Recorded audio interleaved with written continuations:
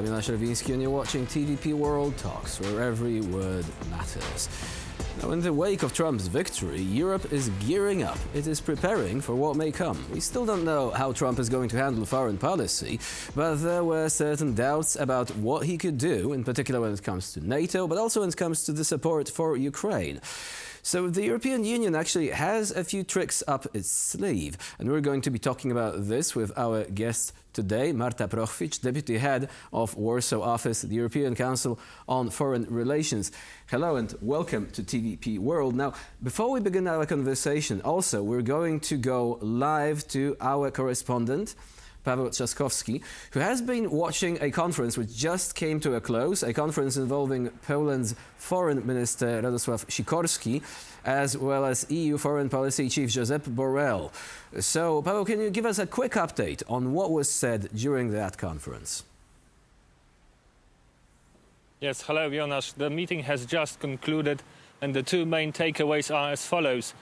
Europe is not going to abandon Kiev in their struggle against Russia, and changing the guard in the American presidency will have to follow some changes in European policy towards defense.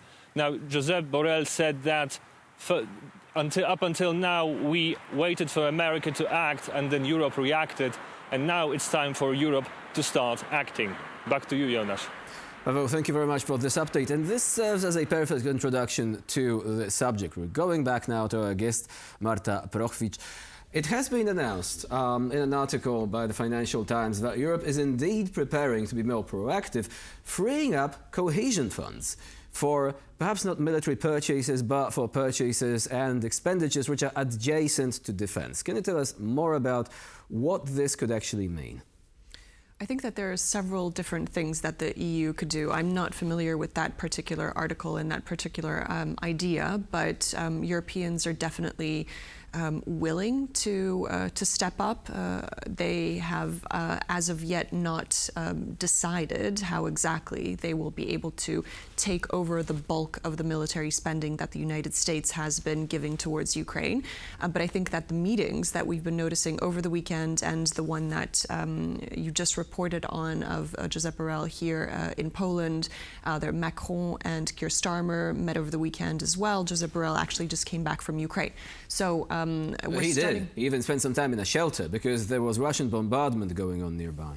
Yeah, exactly. So they fully understand this is a war that's going on our continent, and there's no doubt that Europeans understand the potential consequences of Donald Trump's policy, or more the foreign policy that his Secretary of State, potential Secretary of State, his Secretary of Defense, and his National Security Advisor, whom we do not exactly know yet, can have on Ukraine. Therefore, we're starting with a diplomatic initiative on the side of the Europeans, with European leaders talking about the ways that Europe can step up to the plate, and how this actually translates into actual action still remains to be seen. I would rather think that it's going to be somewhat of a loose coalition of states rather than the EU itself. Of course, the EU has several budgets and off-budget mechanisms, such as the peace facility that it could use to prolong the effort towards the United States that the United States has put forward. But the biggest question is, of course, military support. Now, half of this is provided by the United States. Europe would need to purchase a lot of equipment in order to be to replace the equipment that the United States has been sending. That is not realistic in the short term, and Europe is, for example, not capable of replacing the intelligence that the United States has been providing to Ukraine, which allows them to target Russian soldiers and Russian targets. But they're definitely starting from the political level and now going into more concrete ideas. They're all developing. So overall, we have opportunities. We have the aforementioned article. Basically, it mentions that cohesion funds, which often just are left unspent, they're left lying around, they could be used to renovate roads, facilities, infrastructure, which can have a defense purpose. No equipment buying, so you cannot really, buy a HIMARS for cohesion funds. You cannot do that now. You will not be able to do that in the future. But expanding manufacturing capabilities, apparently, according to the article, that's going to be a possibility. You've also mentioned other mechanisms. We do, however, have a problem every now and then. Countries that vote against helping Ukraine, of course, we know we're talking about Hungary. Slovakia also recently has joined in the efforts to frustrate those designs. So what would you say is the recipe in this regard? Can the European Union perhaps use mechanisms which do not require this unanimity and instead funnel these funds and military aid in a different way? Because we don't want to see a paralysis caused by a number of countries which are pursuing their own foreign policy, basically. Absolutely.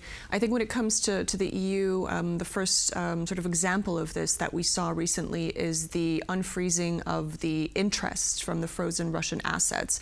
And that was, of course, something that was agreed somewhat on the EU level, but then it materialized without Hungary, because Hungary was basically excluded from the format because it was performed by G7 countries.